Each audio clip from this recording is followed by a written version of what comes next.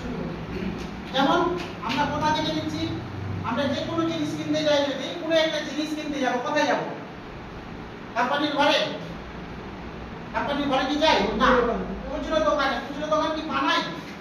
বানায় না। তার থেকে বড় মাপের দোকান হোলসেল। হোলসেল কি বানায়? বানায় না। ডিস্ট্রিবিউটর থেকে নিয়ে আসে। ডিস্ট্রিবিউটর বানায় না, সে সিএনএ থেকে নিয়ে আসে। সিএনএ বানায় না, সে কোম্পানি থেকে নিয়ে আসে। এটা একটা চেইন মার্কেটিং। এই বাজারে কি হয়েছে, যে কোম্পানি এখানে প্রোডাক্ট বানাচ্ছে, আমরা কাস্টমার ব্যবহার করছি, কিন্তু এখানে ডিলে কি করছে, আমাদেরকে হাত বদল করে ডেলিভারি দিচ্ছে, পৌঁছে দেওয়ার ব্যবস্থা করছে।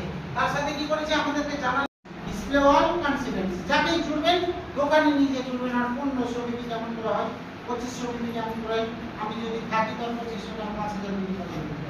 আমি যদি দোকানে থাকি, যে কোনো দোকানে, আমার খালি কাস্টমারটাকে নিয়ে আসেন। আর খালি যেই বলবেন এটা আমার দিদি হলো, স্যার এই এই সমস্যা, উনি খুব ভালো মনের মানুষ, স্যার একটু দেখে দেন, কাজ ছেড়ে দেন। শুনবে না, শুনবেই। কিন্তু আমরা চাইছি, ভালোবাসা হারিয়ে গেছে, স্নেহ হারিয়ে গেছে, আমরা ভাবছি ভাষা দিয়েছি, চাকু দিয়ে গেছি।